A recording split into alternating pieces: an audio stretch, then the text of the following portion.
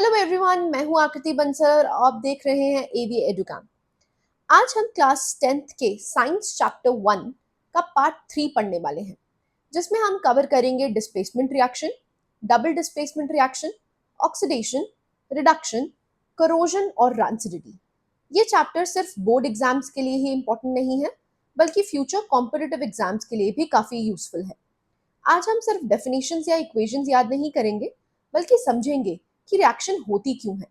जब concept clear होता है, कभी रट्टा लगाने की जरूरत नहीं पड़ती। तो बिना टाइम वेस्ट किए चलिए शुरू करते हैं।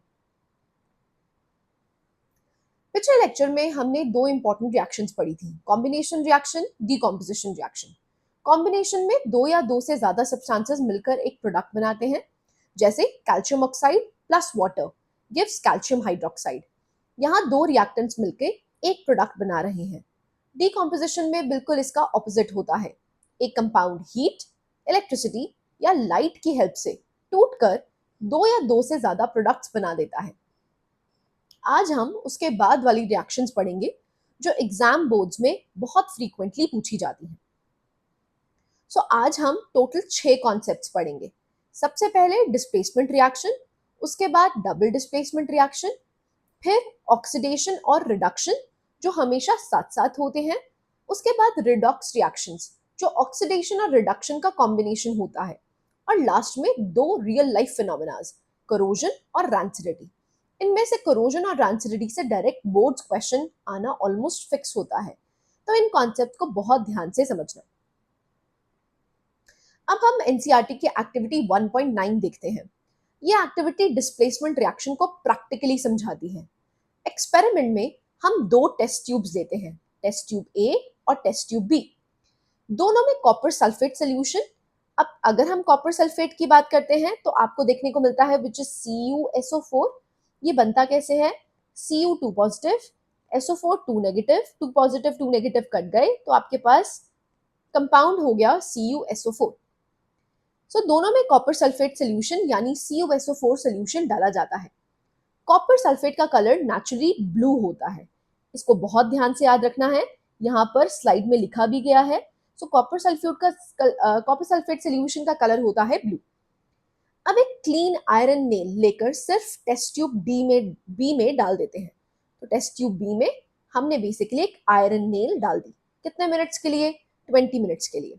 तो अब दोनों टेस्ट ट्यूब्स को लगभग 20 मिनट्स के लिए छोड़ देते हैं।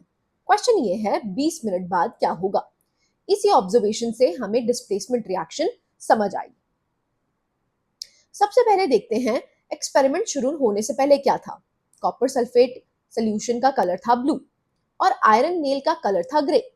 अब 20 मिनट बाद जब टेस्ट ट्यूब बी को ऑब्जर्व करते हैं तो दो मेजर चेंजेस दिखते हैं। पहला चेंज आपको देखने को मिलता है, जो आयरन नेल है उसकी सरफेस पे एक रेडिश ब्राउन कोटिंग आ चुकी है।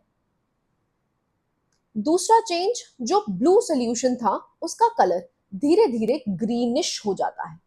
तो ये दो ऑब्जर्वेशंस बहुत ज्यादा इंपॉर्टेंट है। कॉपर सल्फेट का सोल्यूशन पहले ब्लू था, आयरन नेल जो था वो ग्रे था, लेकिन 20 मिनट बाद आपको क्या देखने को मिलता है कि जो आयरन नेल है वो रेडिश ब्राउन कलर का हो जाता है, और जो आपका सोल्यूशन है वो ब्लू कलर फेड होके ग्रीनिश कलर हो जाता है।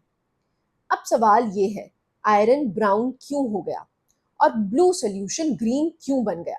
ये सिर्फ कलर चेंज नहीं है, ये प्रूफ है कि एक केमिकल रिएक्शन हो चुकी है। अब इसका रीजन समझते हैं। सबसे पहले रिएक्शन लिखते हैं। पहला है आयरन। आयरन किसके साथ रिएक्ट करा? कॉपर सल्फेट सोल्यूशन के साथ। और क्या बन गया? आयरन सल्फेट, और कॉपर निकल गया। अब इस इक्वेशन को स्टेप बाय स्टेप समझिए। कॉपर सल्फेट के अंदर कॉपर ऑलरेडी सल्फेट के साथ प्रेजेंट था। जैसे ही आयरन नेल सोल्यूशन में डाला गया तो आयरन ने कॉपर की जगह ले ली। मतलब आयरन ने सल्फेट को अपने साथ जोड़ लिया और आयरन सल्फेट बना दिया, और जो कॉपर पहले सोल्यूशन के अंदर था वो बाहर निकलकर आयरन नेल की सरफेस पर डिपॉजिट हो गया। इसी डिपॉजिटेड कॉपर की वजह से नेल पर रेडिश ब्राउन कोटिंग दिखाई देती है, और क्योंकि कॉपर सल्फेट की जगह आयरन सल्फेट बन गया है, इसलिए सोल्यूशन का कलर ब्लू से पेल ग्रीन हो जाता है। यानी दोनों ऑब्जर्वेशंस की एक्सप्लेनेशन इसी इक्वेशन के अंदर छुपी है। तो दोबारा एक बार ही देख लेते हैं।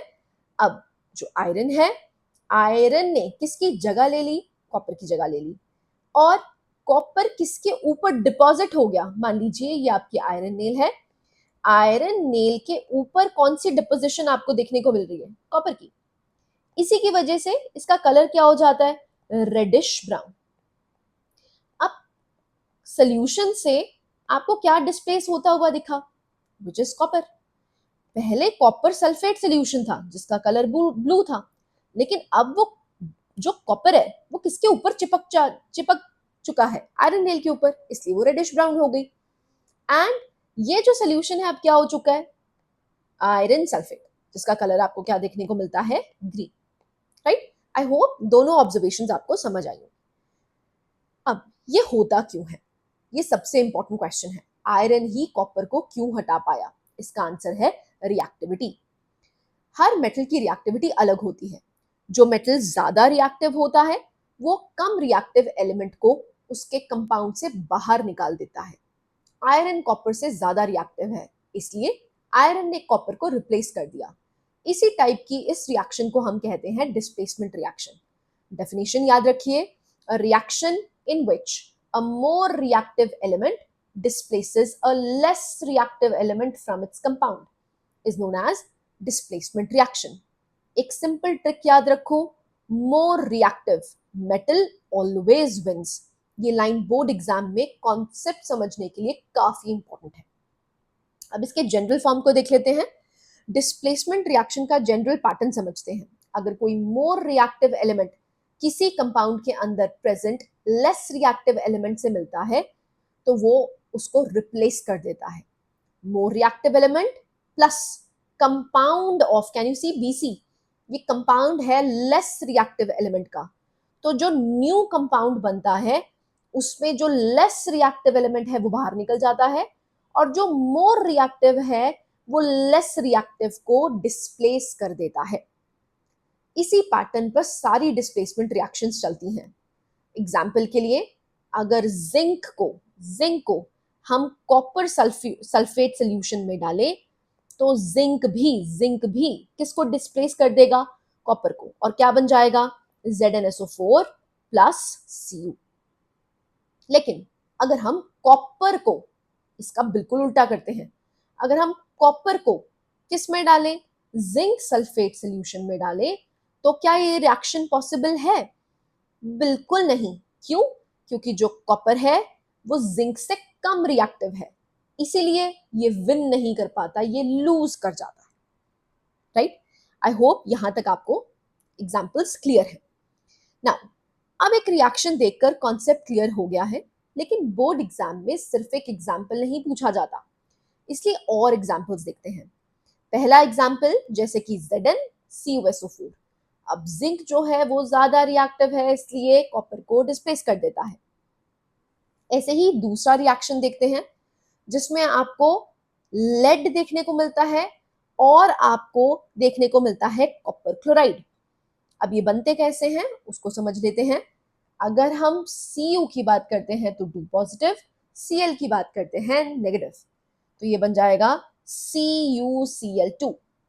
ऐसे ही क्योंकि जो लेड है वो कॉपर से ज्यादा रिएक्टिव है, इसलिए ये बना देता है PbCl2। अब ये कैसे बनता है? Pb2 पॉजिटिव, Cl नेगेटिव, बन जाएगा PbCl2। यहाँ लेड भी कॉपर से ज्यादा रिएक्टिव है, इसलिए लेड ने भी कॉपर को रिप्लेस कर दिया। एक बात नोटिस करिए, हर क्वेश्चन में रिएक्शन तभी हो रही है जब रिएक्टेंट मेटल कंपाउंड के अंदर वाले मेटल से ज्यादा रिएक्टिव हो। अगर ये कंडीशन सेटिस्फाई नहीं होगी तो रिएक्शन नहीं होगी। ये बोर्ड्स का फेवरेट कॉन्सेप्ट है।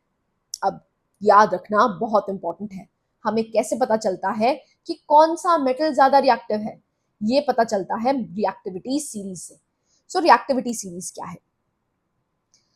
सबसे पहले सबसे ऊपर आता है पोटेशियम, फिर आता है सोडियम, फिर आता है कैल्शियम, फिर आता है मैग्नीशियम, फिर आता है एल्यूमिनियम, फिर आता है जिंक, फिर आयरन, फिर लेड, फिर हाइड्रोजन, फिर कॉपर, फिर आपको mercury, Ag, Ag which is silver, Au which is gold देखने को मिलता है।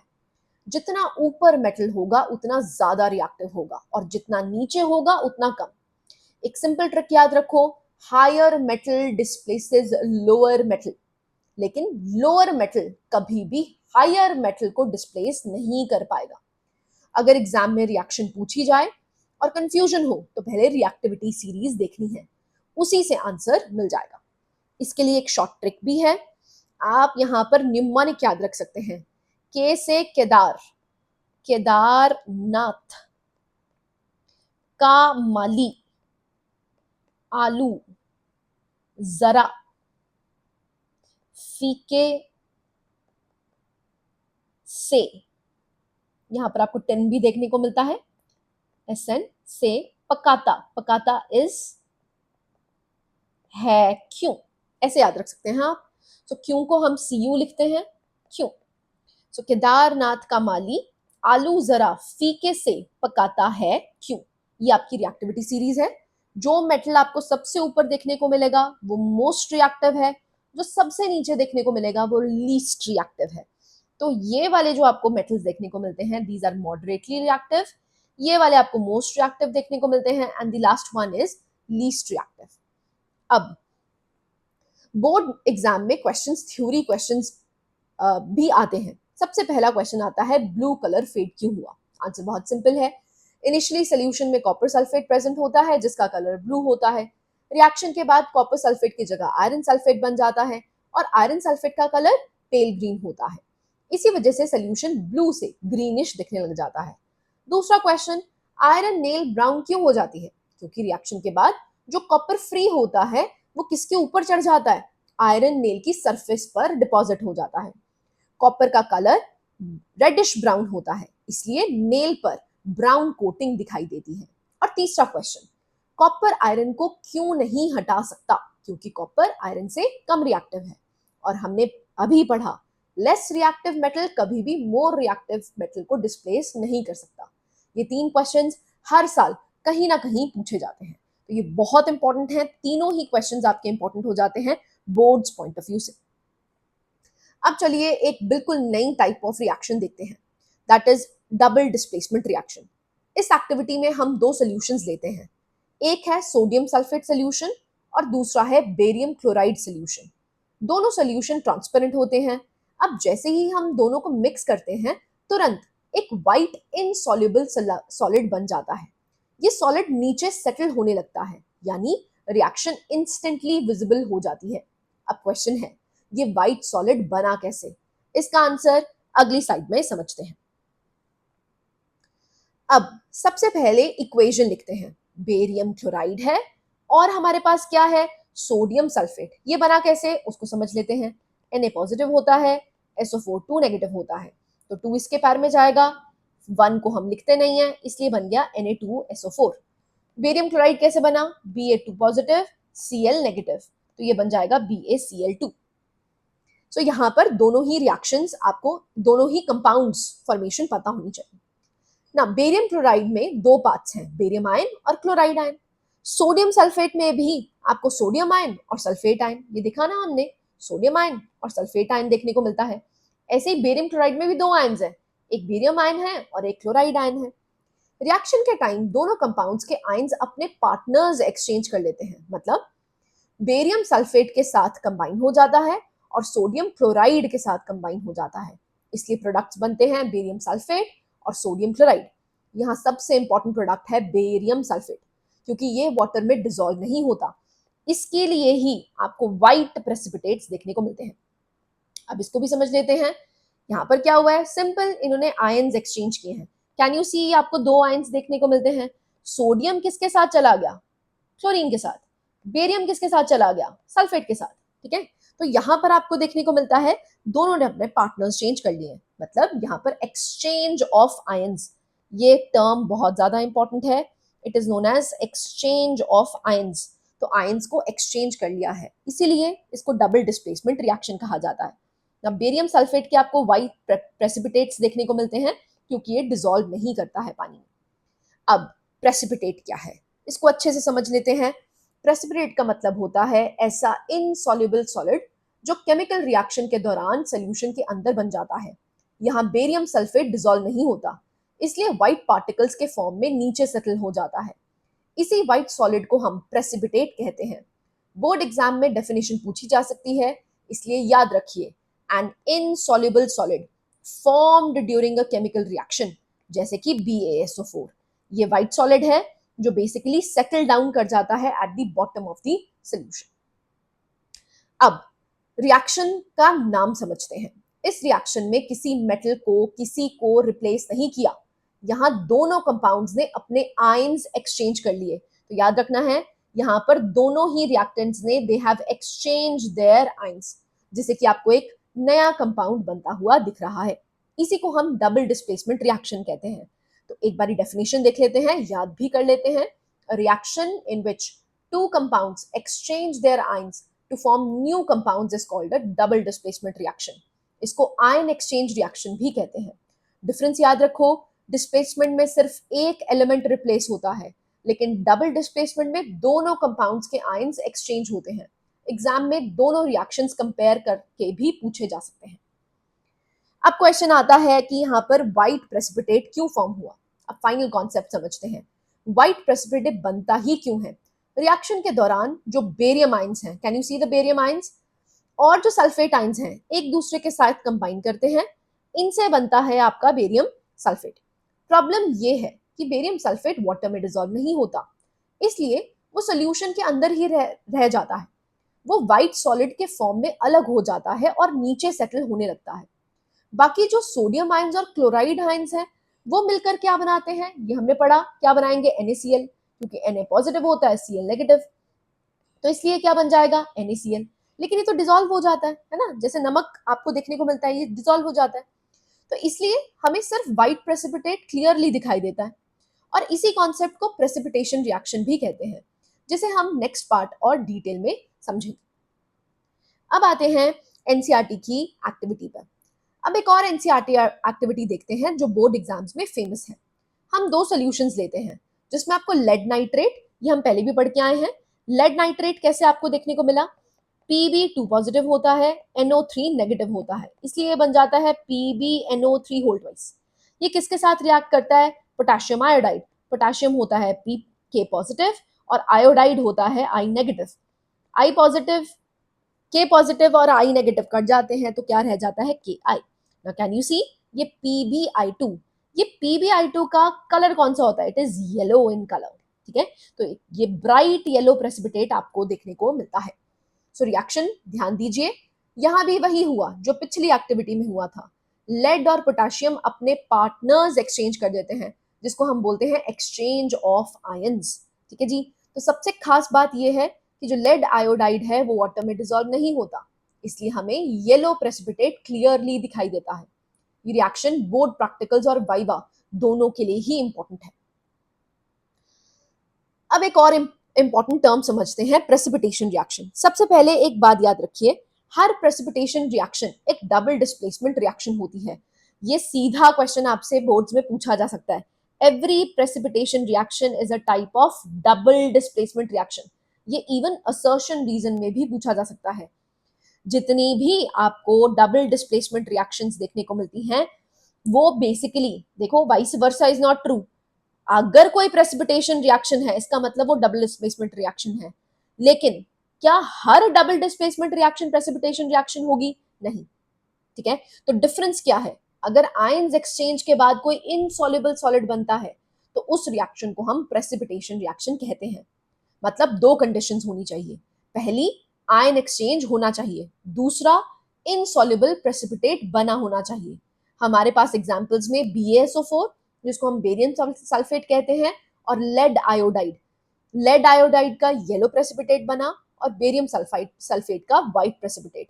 दोनों प्रेसिपिटेशन रिएक्शंस हैं। एग्जाम में ये डिफरेंस बहुत बार पूछा जाता है। अब चलते हैं नेक्स्ट एक्टिविटी पे, ऑक्सीडेशन एंड रिडक्शन। ये एनसीईआरटी की 1.11 में हम कॉपर पाउडर को एक चाइना डिश में हीट करते हैं। इनिशियली कॉपर का कलर रेडिश ब्राउन होता है, लेकिन हीटिंग के बाद उसी सरफेस पे धीरे धीरे ब्लैक हो जाती है। अब क्वेश्चन ये है, कॉपर का कलर चेंज क्यों हुआ? जब कॉपर को हीट किया गया तो उसने एयर में प्रेजेंट ऑक्सीजन के साथ एक रिएक्शन करा, और वो रिएक्शन आपको देखने को मिलता है कॉपर एयर में प्रेजेंट ऑक्सीजन से क्या बना देता है, कॉपर ऑक्साइड। अब कॉपर ऑक्साइड कैसे बना, Cu2 positive O2 negative, 2 positive 2 negative cut जाते हैं तो क्या रह जाता है, CuO। ये जो ब्लैक कलर का आपको सरफेस देखने को मिलता है, ये किसकी वजह से देखने को मिलता है, कॉपर ऑक्साइड। अब एक एक करके समझते हैं ऑक्सीडेशन और रिडक्शन क्या है। ऑक्सीडेशन की डेफिनेशन समझते हैं। ऑक्सीडेशन का मतलब होता है गेन ऑफ ऑक्सीजन या लॉस ऑफ हाइड्रोजन।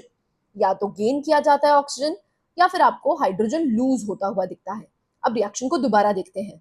कॉपर ने ऑक्सीजन को एक्सेप्ट कर लिया और क्या बन गया, कॉपर ऑक्साइड। सो इससे हम कहते हैं कॉपर इज ऑक्सीडाइज्ड। ओ का मतलब oxidation, O for oxygen gain. ये ट्रिक बोर्ड में काफी हेल्पफुल रहेगी। अब एक्सपेरिमेंट को आगे बढ़ाते हैं। अब हमें क्या मिल गया है, कॉपर ऑक्साइड मिल गया है। अब हम उस ब्लैक कॉपर ऑक्साइड के ऊपर हाइड्रोजन गैस पास करेंगे। रिएक्शन होती है, कॉपर ऑक्साइड को किसके साथ रिएक्ट करवाया हमने, हाइड्रोजन गैस के साथ। अब आप देखिए यहां से कॉपर जो पहले ऑक्सीजन के साथ था अब ऑक्सीजन रिमूव हो गया। तो can you see copper oxide ने क्या लूज कर दिया है, ऑक्सीजन। तो कॉपर क्या हो गया है, रिड्यूस। सो यहां से आपको देखने को मिलता है, हम अगर रिडक्शन की बात करते हैं तो it is loss of oxygen या फिर गेन ऑफ हाइड्रोजन। या तो गेन ऑफ हाइड्रोजन हो रहा है या फिर लॉस ऑफ ऑक्सीजन हो रहा है, उसको हम रिडक्शन रिएक्शन कहते हैं। तो एक बारी टेबल देख लेते हैं। अब ऑक्सीडेशन और रिडक्शन को एक टेबल की हेल्प से आप समझिए एंड कंपेयर कीजिए। ऑक्सीडेशन में ऑक्सीजन गेन होती है या हाइड्रोजन का लॉस होता है, रिडक्शन में ऑक्सीजन लॉस होती है या हाइड्रोजन गेन होता है। और सबसे इंपॉर्टेंट गोल्डन रूल, ऑक्सीडेशन और रिडक्शन कभी भी अकेली नहीं होती। जहां ऑक्सीडेशन होगी वहीं रिडक्शन भी होगी। इसी वजह से इन दोनों को एक साथ रिडॉक्स रिएक्शन बोला जाता है। ये लाइन जरूर याद रखिए, ठीक है। So this is known as redox reaction. इसकी डेफिनेशन देख लेते हैं। रिडॉक्स दो वर्ड से मिलकर बना है, reduction and oxidation. A reaction in which oxidation and reduction occur simultaneously, एक ही साथ होती है, उसको रिडॉक्स रिएक्शन कहते हैं। अब रिएक्शन से समझने की कोशिश करते हैं। जिस सब्सटेंस ने ऑक्सीजन गेन की वो ऑक्सीडाइज, जिस सब्सटेंस ने ऑक्सीजन लूज करी वो रिड्यूस्ड। बस इतना आइडेंटिफाई कर लिया तो रिडॉक्स क्वेश्चंस कभी गलत नहीं होंगे। बोर्ड एग्जाम्स में डेफिनेशन और आइडेंटिफिकेशन दोनों पूछे जा सकते हैं। तो आप यहां पर देख सकते हैं, कार्बन ने ऑक्सीजन को गेन कर लिया है ना। पहले कार्बन के साथ कोई ऑक्सीजन नहीं था लेकिन बाद में ऑक्सीजन आ गया, तो कार्बन क्या हो गया है, ऑक्सीडाइज्ड। लेकिन जिंक के पास पहले ऑक्सीजन था, अब जिंक के पास ऑक्सीजन नहीं है, तो ये हो गया रिड्यूस्ड। ठीक है जी। सो ये बहुत ज्यादा इंपॉर्टेंट है। दोनों ही रिएक्शंस जो यहाँ पर ये ऑक्सीडेशन हो रही है और ये रिडक्शन हो रही है, साइमल्टेनियसली हो रही है, एक ही एग्जाम्पल में हो रही है, तो इसीलिए इसको कहते हैं redox reaction, right. Next example पे देखते हैं। ये बहुत इंपॉर्टेंट है, ये बोर्ड्स एग्जाम के लिए काफी ज्यादा इंपॉर्टेंट क्वेश्चन बन जाता है। आपके पास रिएक्शन है MnO2 4HCl gives MnCl2 2H2O and Cl2। अब इसको स्टेप बाय स्टेप समझते हैं। सबसे पहले हाइड्रोक्लोरिक एसिड को देखिए। HCl के अंदर क्लोरीन हाइड्रोजन के साथ जुड़ी हुई थी, रिएक्शन के बाद क्लोरीन गैस के फॉर्म में बाहर आ गई, मतलब HCl ने हाइड्रोजन लूज कर दिया। तो हाइड्रोजन का लॉस हो रहा है ना, इसका मतलब क्या है, ऑक्सीडेशन। तो यहां पर आप देख सकते हैं, पहले HCl था लेकिन क्लोरीन ने क्या लूज कर दिया, ये लूज कर दिया ना, हाइड्रोजन को लूज कर दिया। तो इसका मतलब क्या है, यहां पर ऑक्सीडाइज हो गया। Loss of hydrogen to become chlorine, that means it has been oxidised. तो HCl क्या हो गया, ऑक्सीडाइज हो गया। वहीं जब हम मैंगनीज डाइऑक्साइड की बात करते हैं, कैन यू सी पहले इसके पास ऑक्सीजन था लेकिन बाद में ऑक्सीजन नहीं रहा ना इसके पास, तो इसलिए ये क्या हो गया, रिड्यूस, इट लूजेस ऑक्सीजन।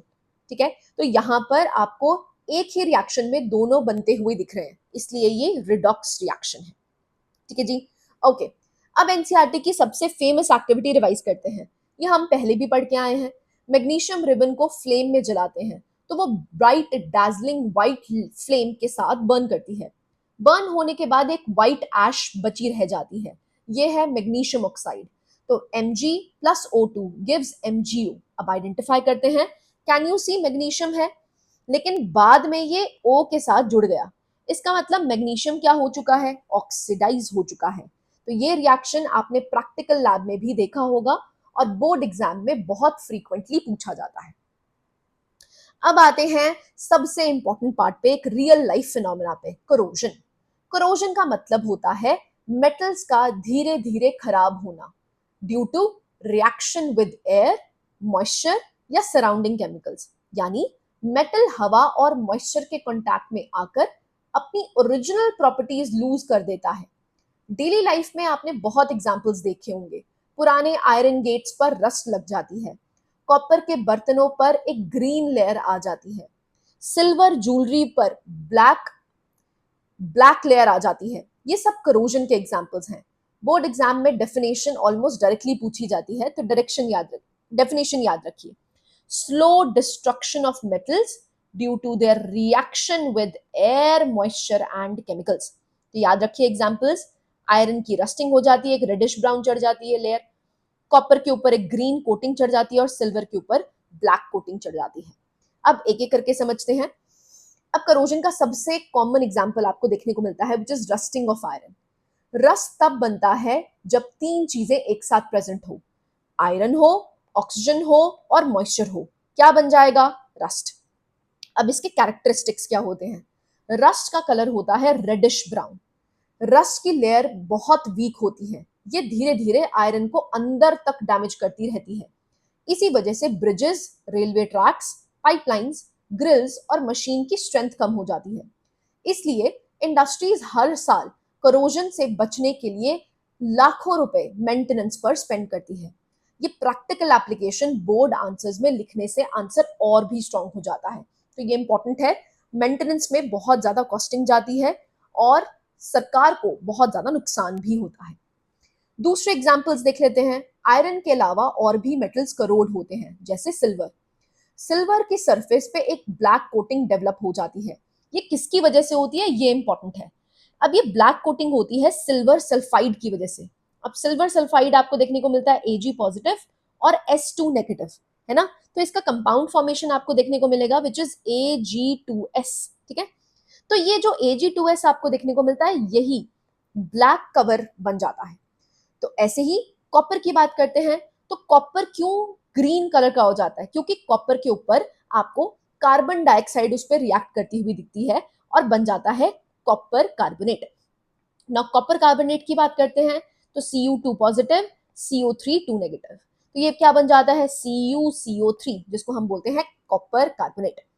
इसी वजह से पुराने कॉपर के स्टैचूज या मॉन्यूमेंट्स ग्रीन कलर के दिखाई देते हैं। कोरोजन सिर्फ अपीयरेंस खराब नहीं करता, ये ब्रिजेस, कार, शिप्स, पाइपलाइंस और बिल्डिंग्स को स्ट्रक्चरली भी वीक बना देता है। इसलिए कोरोजन को प्रिवेंट करना इंजीनियरिंग और डेली लाइफ दोनों के लिए इंपॉर्टेंट है। अब लास्ट टॉपिक पढ़ते हैं, रैंसिडिटी। रैंसिडिटी मेटल से रिलेटेड नहीं, ये फूड आइटम से रिलेटेड है। फैट्स और ऑयल्स जब एयर के ऑक्सीजन के कांटेक्ट में आकर ऑक्सीडाइज हो जाते हैं, तो फूड की स्मेल और टेस्ट खराब हो जाती है। इसी प्रोसेस को हम रैंसिडिटी कहते हैं। एग्जाम्पल्स हैं, एग्जाम्पल ले लीजिए, बहुत दिनों पुराने पोटैटो चिप्स, बाहर रखे हुए बटर, या पुराना कुकिंग ऑयल जिसमें बैड स्मेल आने लगती है। अब इसके प्रिवेंशन कैसे कर सकते हैं, पहला है जब आप एयर टाइट कंटेनर्स यूज करें, तो you need to store it in airtight containers. दूसरा है रेफ्रिजरेशन, क्योंकि लोअर टेम्परेचर पे क्या होती है, ऑक्सीडेशन स्लो डाउन हो जाती है। ऐसे ही आप यहाँ पर एंटीऑक्सीडेंट्स का यूटिलाइज कर सकते हैं। आपने अपने चिप्स के पैकेट देखे होंगे, आपके पेरेंट्स भी कहते हैं हमेशा चिप्स का पैकेट फूला हुआ होना चाहिए। अब वो फूला हुआ होना क्यों चाहिए, क्योंकि उसमें हम क्या करते हैं, नाइट्रोजन गैस भर देते हैं, और जो नाइट्रोजन गैस होती है वो एक तरह से इनर्ट गैस है, मतलब वो ऑक्सीजन के साथ रिएक्ट नहीं करती। तो इसीलिए जो चिप्स के पैकेट हैं वो जल्दी खराब नहीं होते। ठीक है, तो ये फेवरेट एप्लीकेशन बेस्ड क्वेश्चंस हैं आपके बोर्ड्स के जो पूछे जाते हैं। तो इसलिए ये वाला पार्ट जो है, डू रिमेंबर दिस, जो चिप्स के पैकेट्स हैं they are filled with nitrogen gas, जिससे कि वो ऑक्सीडाइज नहीं होते और वो रैंसिड नहीं होते। राइट, अब एक क्विक रिविजन सी कर लेते हैं। बोर्ड एग्जाम्स के लिए इन डेफिनेशंस को वर्ड टू वर्ड याद रखिए। Displacement reaction, when a more reactive element displaces a less reactive element. Double displacement reaction, दो कंपाउंड्स अपने आयंस एक्सचेंज करते हैं। प्रेसिपिटेशन रिएक्शन, जब रिएक्शन के दौरान इनसॉल्युबल सॉलिड बनता है और वो सेटल डाउन कर जाता है। ऑक्सीडेशन, गेन ऑफ ऑक्सीजन या loss of hydrogen. Reduction, loss of oxygen या gain of hydrogen. Redox reaction, oxidation और रिडक्शन दोनों एक साथ होने वाली रिएक्शन।